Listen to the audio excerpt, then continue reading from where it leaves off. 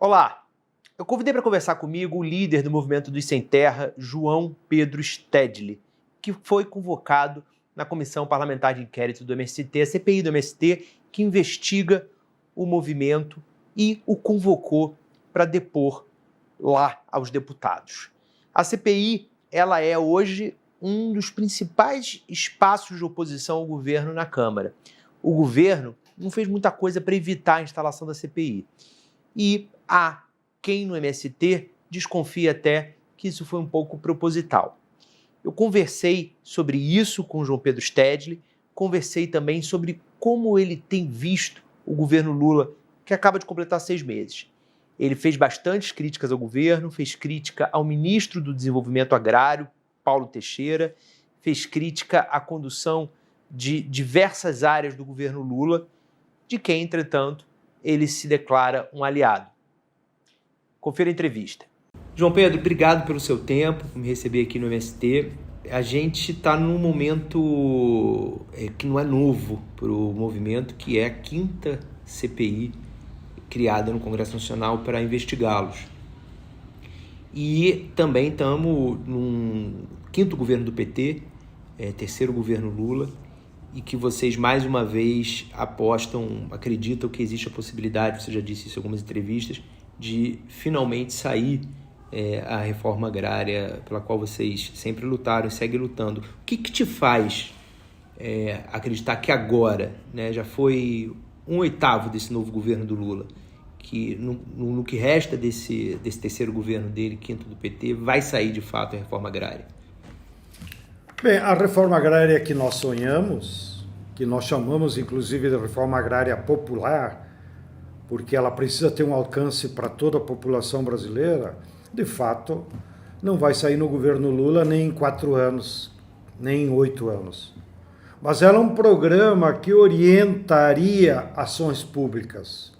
Então, nós temos consciência de que nós precisamos ir acumulando força e pressionando o governo para que ele tome medidas que direcione a política para a agricultura brasileira nessa direção.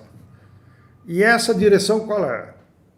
O primeiro paradigma para a reforma agrária e para qualquer medida de política agrícola é que nós temos que priorizar a produção de alimentos e alimentos saudáveis. Daí decorre também a necessidade de nós termos uma política clara de apoio, incentivo, fomento à agroecologia. Segundo, é a defesa da natureza. Significa defender desmatamento zero, significa apoiar programas de reflorestamento do nosso território. Recentemente, o Biomapas divulgou uma informação que eu achei gravíssima e a grande imprensa não repercutiu, de que nos mesmos 40 anos do MST, o capital, através do modelo do latifúndio e do agronegócio, desmatou no Brasil 180 milhões de hectares. Não há paralelo na história da humanidade, que em 40 anos um determinado território de qualquer país do mundo tenha sofrido tamanha agressão. Completando essa informação, o cientista Carlos Nobre disse que se o Brasil quiser contribuir para frear as mudanças climáticas, nós teríamos que reflorestar, não basta desmatamento zero, nós teríamos que reflorestar 50 milhões de hectares. O que significaria replantar bilhões de árvores. Então, tudo isso vai exigir medidas governamentais, de Estado, de longo prazo. E, claro, agora, me referindo mais à tua preocupação, o que nós estamos mais preocupados é resolver o passivo que se acumulou nos últimos 8 anos. Porque a crise capitalista começou em 2014 e já nos 2 anos da Dilma, a reforma agrária estava paralisada.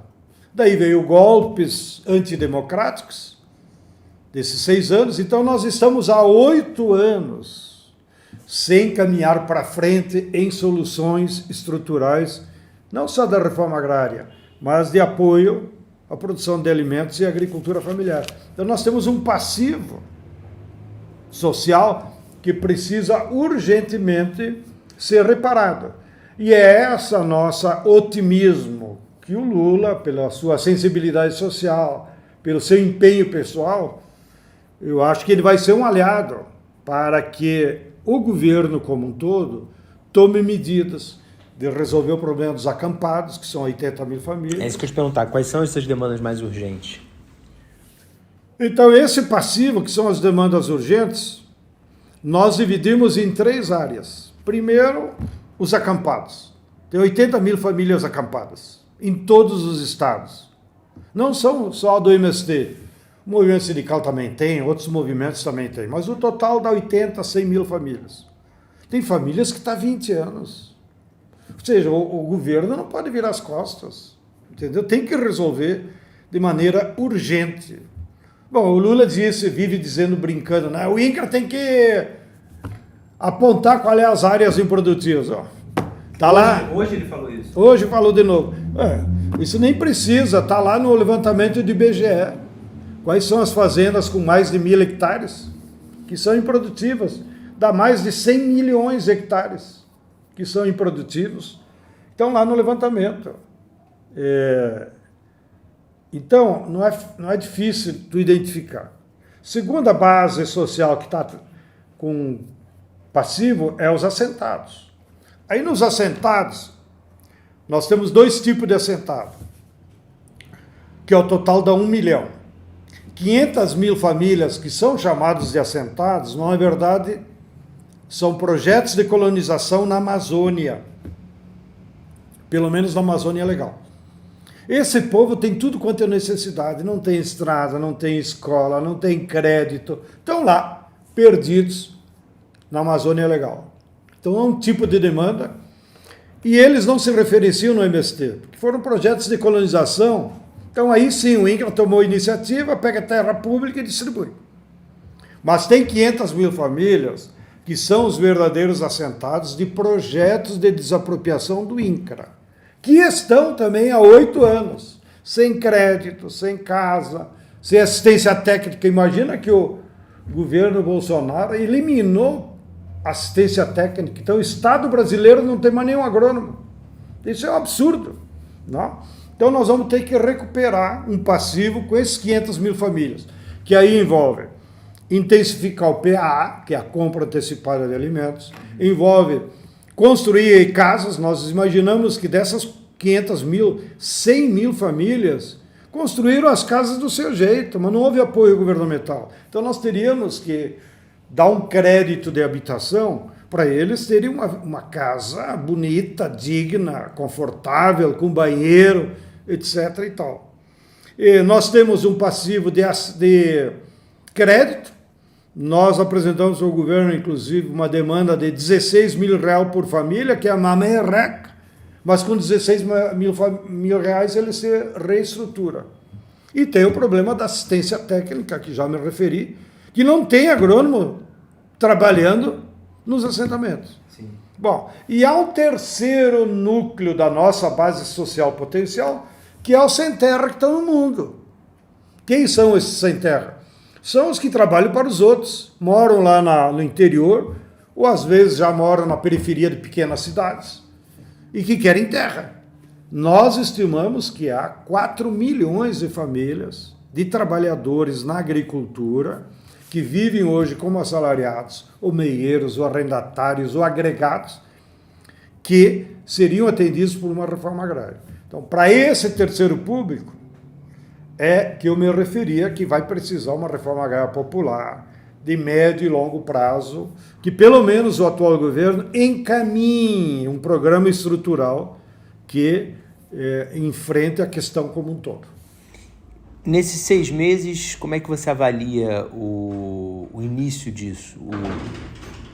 Te deixa otimista em relação ao que vem por aí? Você disse recentemente em uma entrevista que achava há 2 meses que o governo estava lento. Há 1 mês e meio se diz que o governo estava lento. Você continua achando ainda isso? Continua muito lento. O governo é muito lento. O que nos salva ainda é o Lula, que, como nós usamos na nossa terminologia, ele é uma espécie de frente de massa, ou na metáfora do futebol. Ele é o centroavante, né? Então, caiu a bola lá perto, tipo o Soares, ele trata de fazer o gol. Então, ele tem uma energia, uma vontade política, ainda que os resultados políticos melhores que o Lula teve nesses 6 meses foi na política internacional. Porque aí depende dele, né? Da iniciativa dele. Se ele não quiser viajar, se ele não quiser posicionar sobre determinados temas como ele se posicionava, né? A política não aparece. Agora, na política interna, o governo está lerdo e eu me atrevo a dizer, em algumas áreas, até medroso. Caiu naquele rame-rame de fazer do mesmo. Quais áreas, por exemplo? Fazer o mesmo não resolve. Eu vou falar dos problemas, não para não ficar dizendo que eu estou criticando algum ministro. O problema não é de ministro, é de concepção. Então, o governo Lula se comprometeu na campanha, da qual nós damos todas as energias para elegê-lo. Nós temos que combater a fome. Concretamente, os 33 milhões continuam. Tá bom, melhorou um pouco a Bolsa Família, mas isso não arrefeceu a fome. O PA até agora não desencadeou, é uma vergonha. PA é dinheiro direto para alimentos. Está lá, fica um rame-rame, da onde vai sair o dinheiro, é do MDS, é de não sei aonde, e concretamente, recém agora estão dizendo que vão começar a fazer os contratos com as famílias, para daí se comprometer em entregar o produto daqui a 3 meses ou coisa parecida. Mas há produtos que as cooperativas já poderiam entregar logo, tipo leite, tipo suco, arroz, feijão, para ir direto para quem necessita. Falta também ao governo uma vontade política maior. Por exemplo, nós temos que organizar cozinhas solidárias em toda a periferia, que não adianta entregar cesta básica. Isso é caridade. O que ajuda a enfrentar o problema da fome é se o problema for assumido pelos próprios afetados, e eles então se organizam. É isso que ajuda a resolver o problema e eleva o nível de consciência social, eu diria. Porque as pessoas percebem que elas têm que participar, que elas têm que dar a parte dele.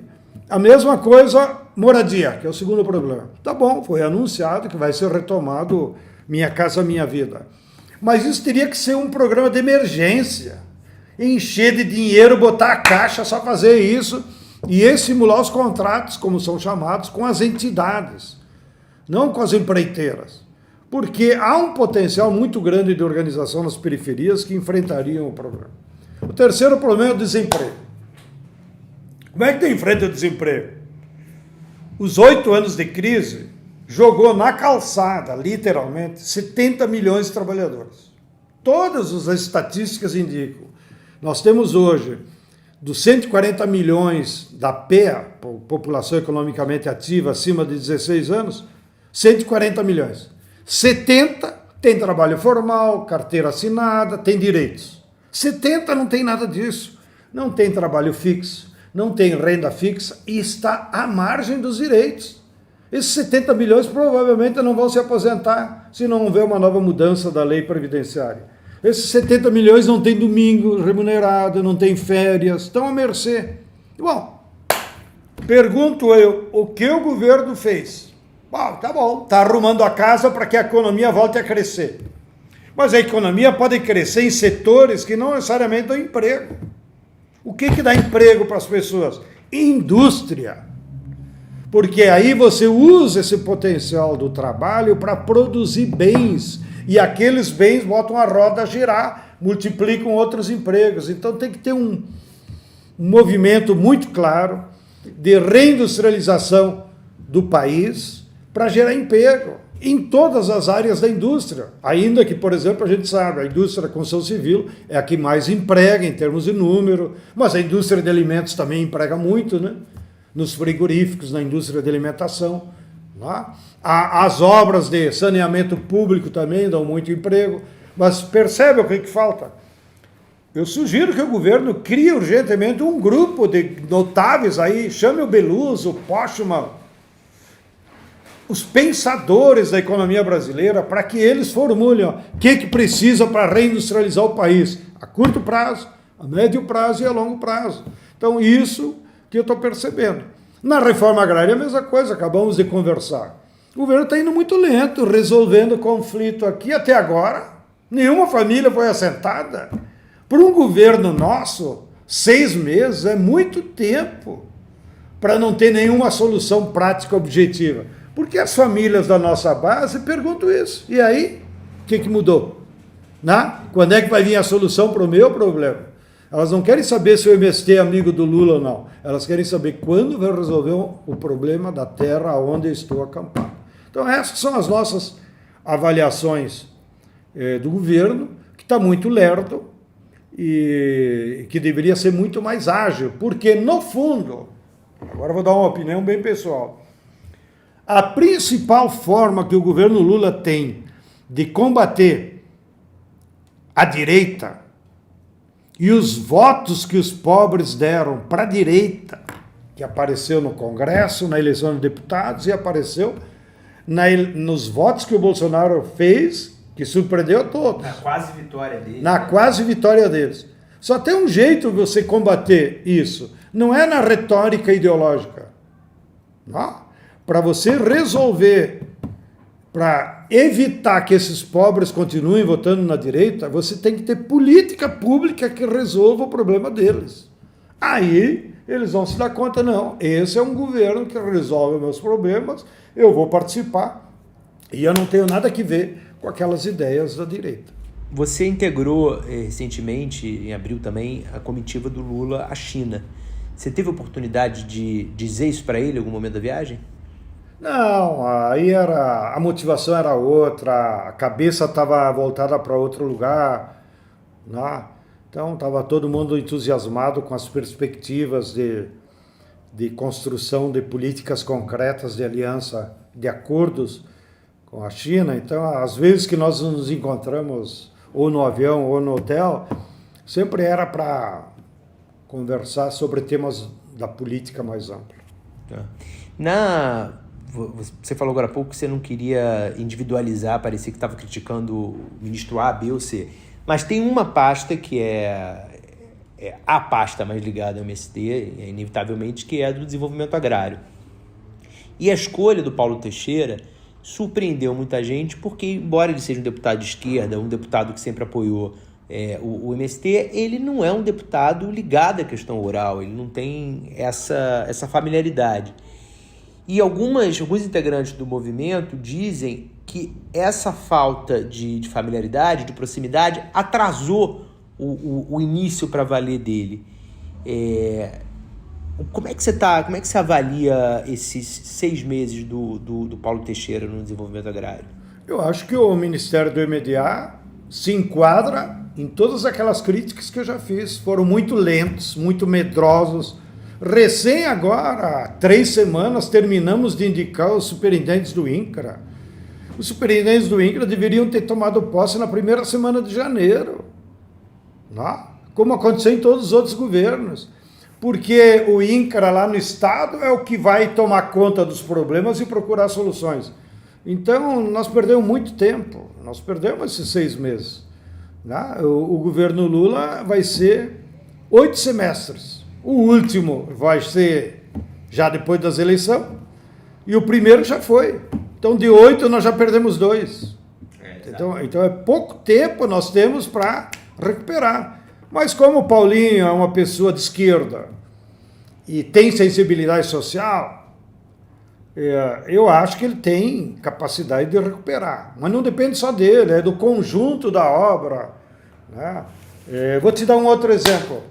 O PRONERA, que é o Programa Nacional de Acesso à Educação pelos Jovens do Meio Rural, que é fundamental para não deixar que eles migrem, para criar perspectivas, e até civilizatório,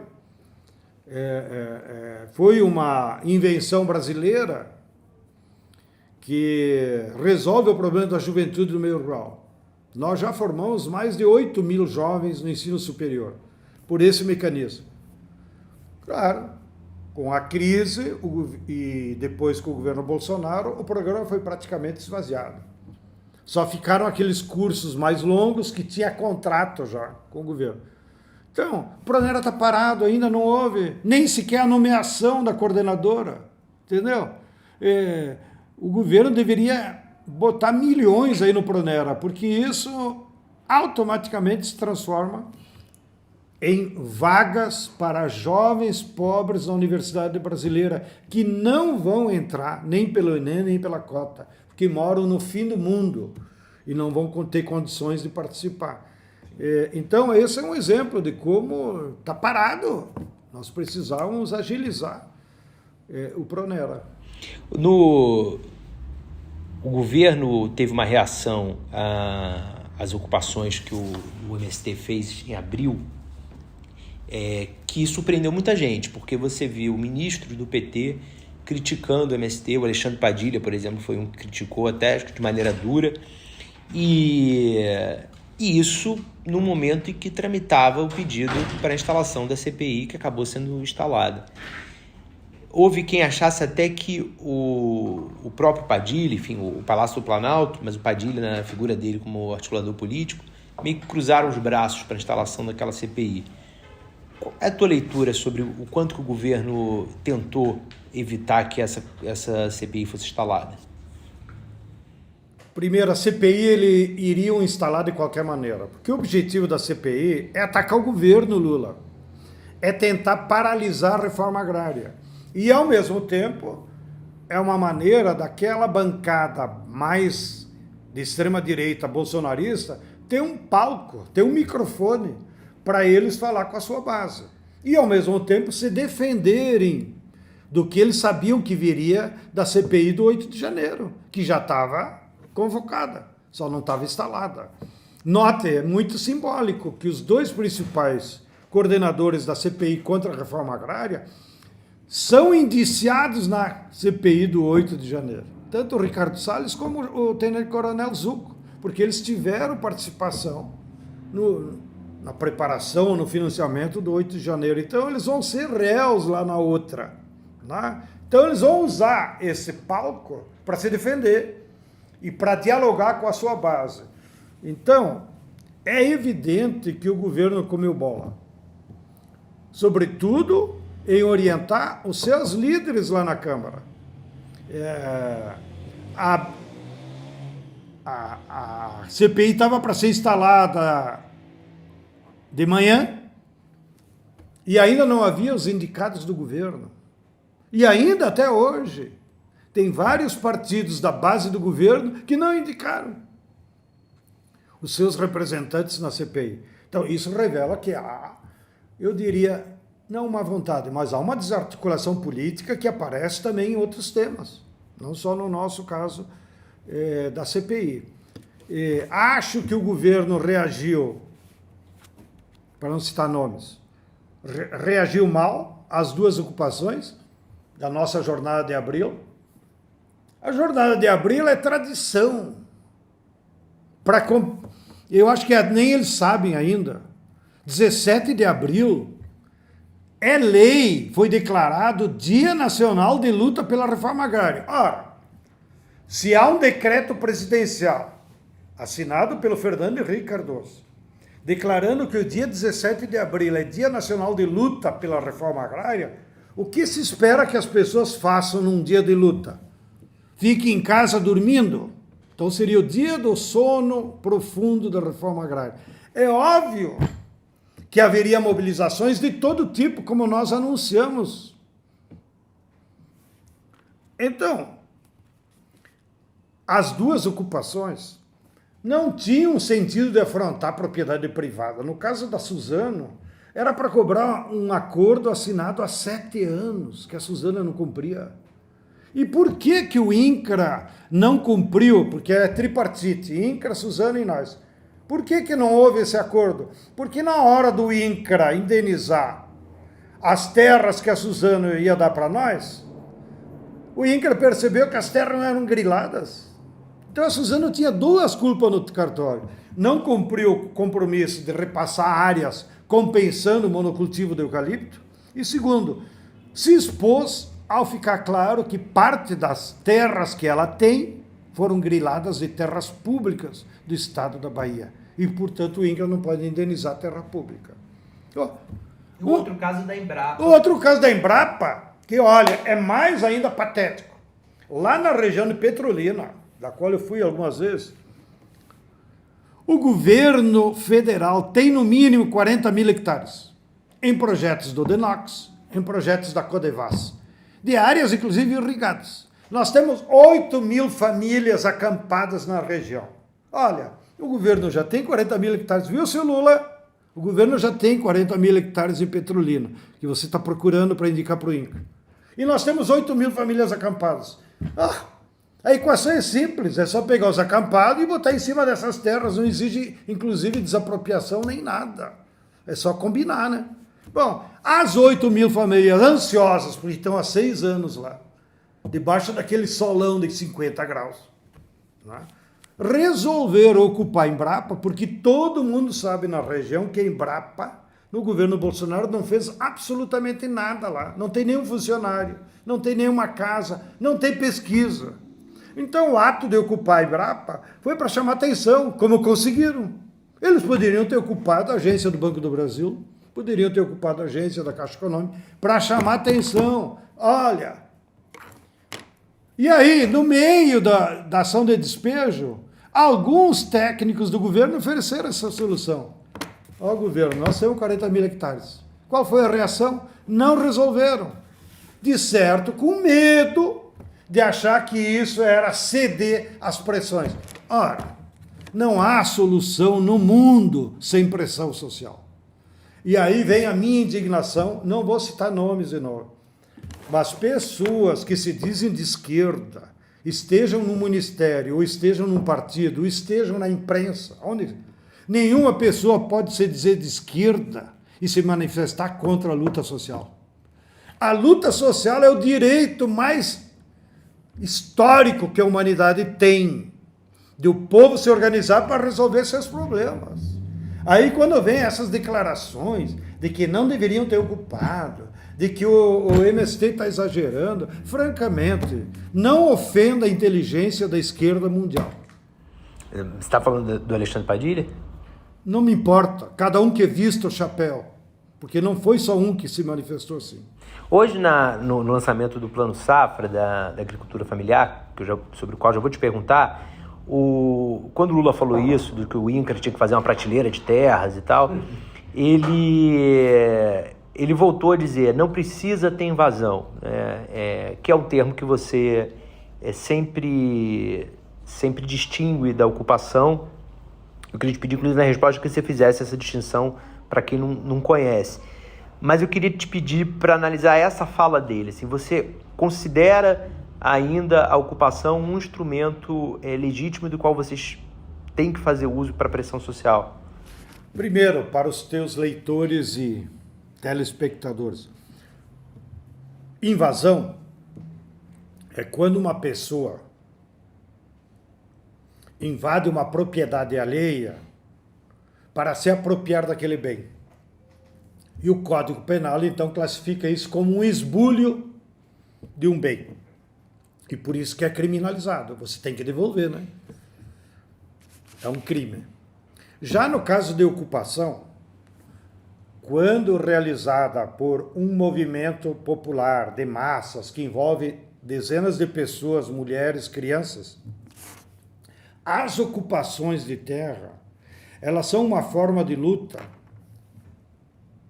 para chamar a atenção do governo para que ele cumpra a lei que está na Constituição. A Constituição é clara. Toda grande propriedade improdutiva deve ser desapropriada pelo governo, paga aos seus proprietários e distribuída aos trabalhadores sem terra.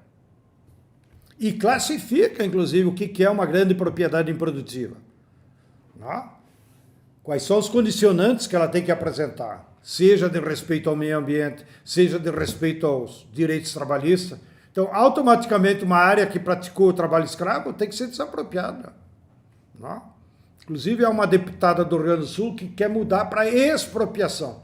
no caso do trabalho escravo, em vez de você pagar, seria expropriado, que não está presente na Constituição. Está presente na Constituição é desapropriação das grandes propriedades improdutivas. Então, esses dois termos são muito importantes, porque eles estão na lei. A nossa querida jurista Carol Proner escreveu um artigo brilhante, que nós divulgamos nas redes, explicando para o leitor leigo, não necessariamente é obrigação de toda hora acertar na hora de usar.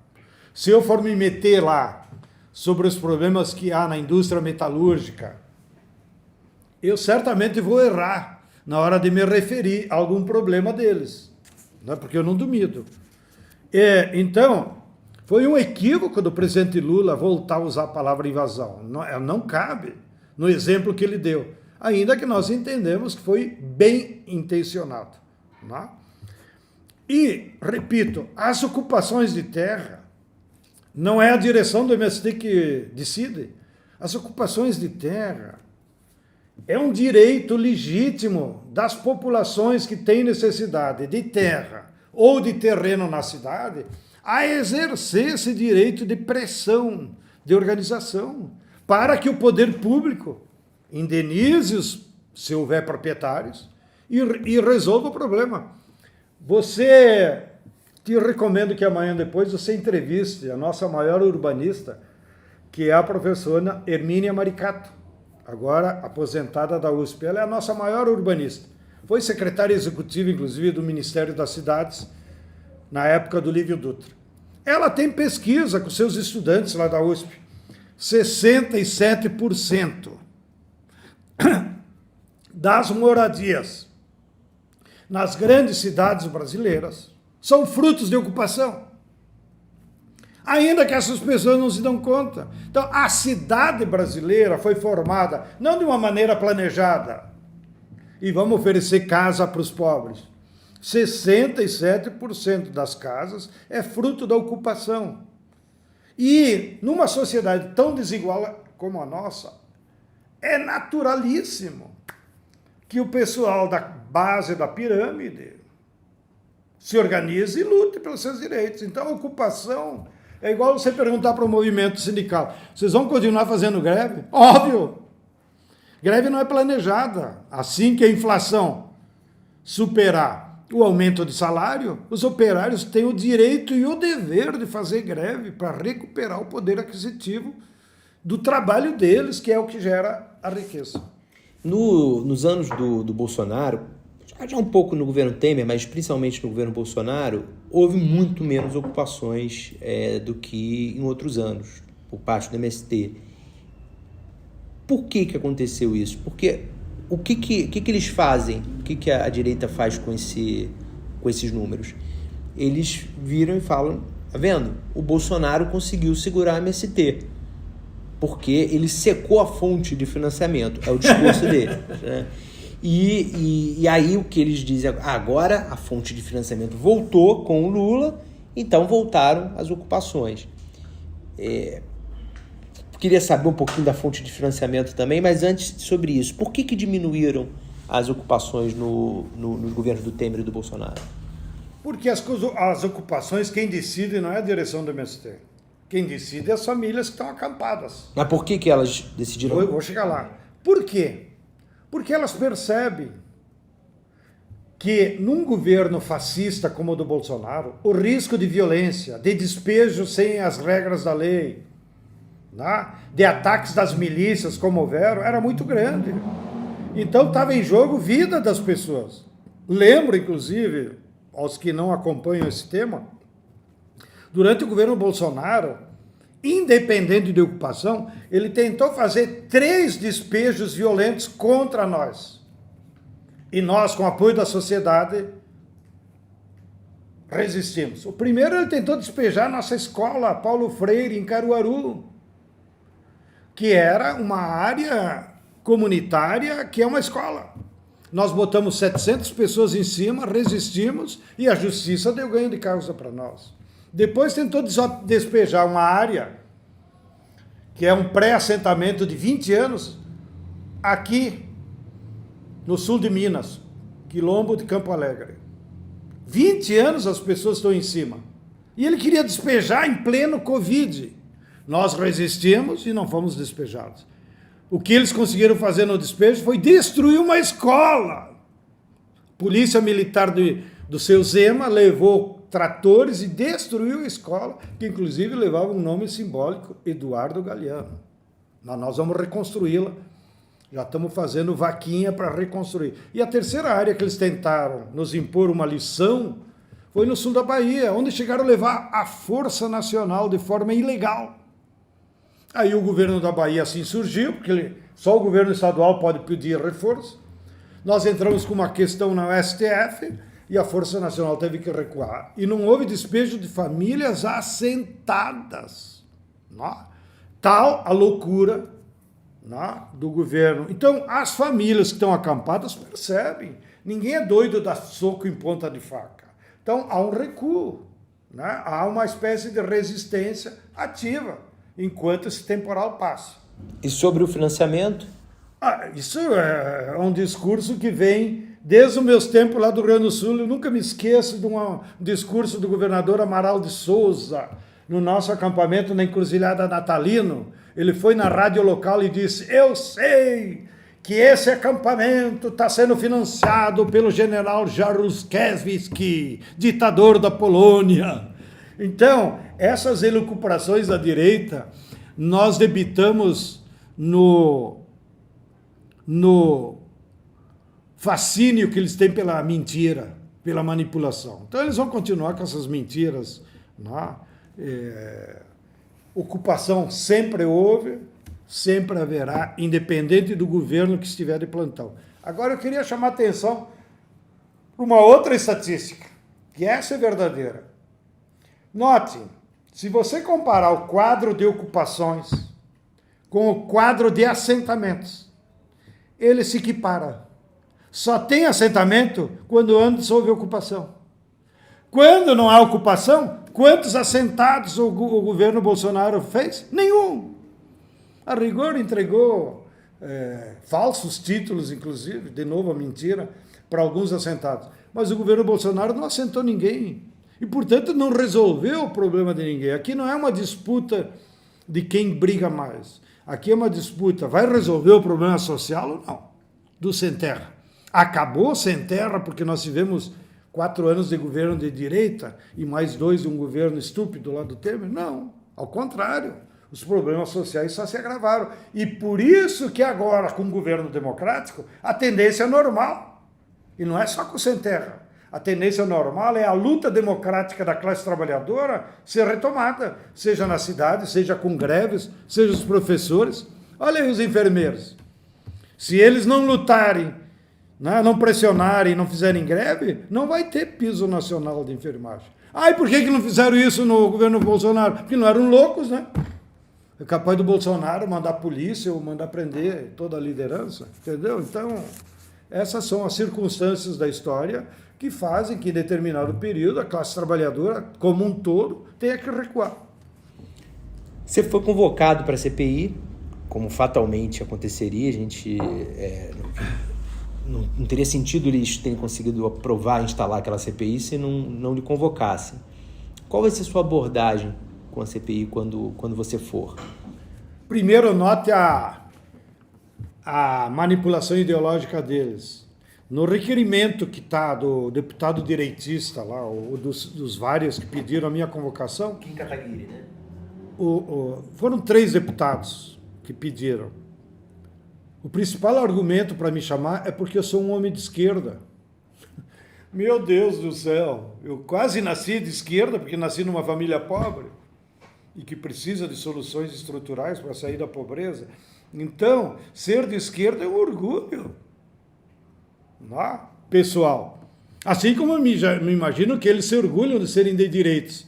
Então, se imaginem, usando o mesmo argumento, vamos convocar uma CPI para ouvir todos os de direita, só porque são de direita?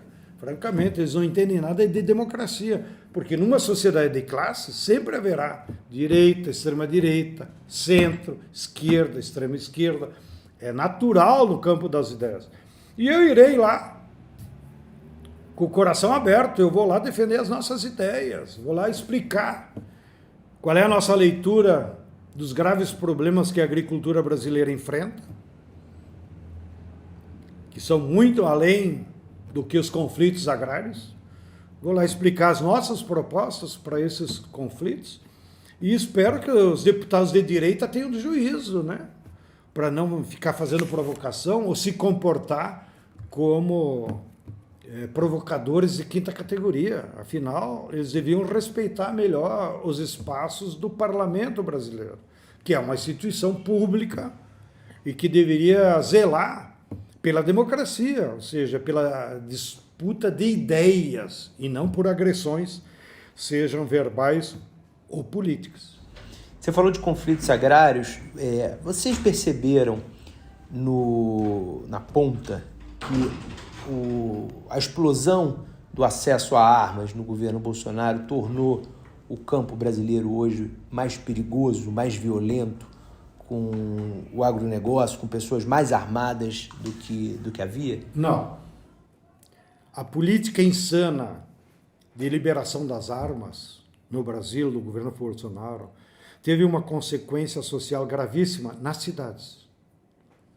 Não? E o resultado está aí. Toda semana, alguma agressão nas escolas. Ou os filhos de policiais que se sentem, então, encorajados a usar a arma do pai, do tio, do parente, como houve vários casos. Esse é o problema maior da liberação de armas. É você defender uma política de que o cidadão tem o direito de se defender. Isso é pré-capitalista, isso é século XV. Quem deve cuidar da segurança pública é o Estado. Senão você cai na barbárie de cada um ter sua arma. Lá no interior, os fazendeiros já tinham armas. Então não alterou nada para eles. Tá? Eles não precisaram se inscrever no clube de tiros. Eles já fazem tiro ao alvo lá nos bois, nas árvores. Então não mudou nada lá na vida deles. Agora, o que sim mudou no período Bolsonaro, do ponto de vista da violência, é que com a crise capitalista, por isso que a gente tem que analisar os parâmetros mais gerais. Com a crise do capitalismo, grandes empresas, financiadas inclusive pelo capital financeiro, foram para a fronteira agrícola se apropriar dos bens da natureza. Porque eles sabem que os bens da natureza, como árvore, madeira, água, minérios, não têm valor, porque não são fruto do trabalho humano. Porém, quando vai lá o capital, se apropria daquele bem, de uma árvore, de um minério, e leva para o mercado, a taxa de lucro é faraônica. Só na água que nós estamos tomando aqui, a Nestlé tem uma taxa de lucro de 400%. Porque a água ninguém faz. Mas ao pegar ela lá do subterrâneo e botar numa garrafinha plástica, nenhum outro capitalista tem uma taxa de lucro tão alta, de 400%. Então, houve uma avalanche do capitalismo, de grandes empresas, financiadas por grandes bancos, que foram para a fronteira agrícola no Brasil, na chamada Amazônia Legal. Só que é justamente nessa franja da fronteira agrícola que estão os povos indígenas, que estão os quilombolas. Então, se você pegar hoje o levantamento da CPT, quem morreu, quem foi assassinado nos 4 anos do Bolsonaro? Povos indígenas e quilombolas. Não foi assentado, não foi em ocupação de terra. Entendeu? Para demonstrar como a violência do capital ela não é de consequência. Eles mataram índio, mataram povos negros. Por quê? Porque eles estavam lá como uma espécie de última fronteira de defesa da natureza. Então eles eram um empecilho. Olha o que o capital está fazendo no Mato Grosso do Sul contra o povo Guarani Kaiowá. Toda semana matam alguém. Por quê? Porque deu azar que os Guarani Kaiowá têm o seu território mais apropriado possível para o agronegócio e próximo do maior centro consumidor, que é São Paulo. Então o agronegócio está disputando no Mato Grosso do Sul, e não mede consequências, com os povos Guarani e Kaiowá. De novo, presidente Lula, essa é uma dúvida histórica. O seu governo tem que resolver esse conflito e reconhecer as áreas dos Guarani Kaiowás. Para isso, nós vamos ter que ter mecanismos, inclusive, de indenizar alguns fazendeiros que se reconhecem que não invadiram, aqui cabe a palavra invadir, de má consciência. Porque alguns deles até têm escritura dada por algum cartório, aí sim, devia botar na cadeia o cartório. Não? Mas a gente reconhece o conflito, a natureza do conflito. Agora é preciso resolvê-lo. Os índios vão pagar com a vida o resto do tempo. Então, esse é o cenário da violência no campo.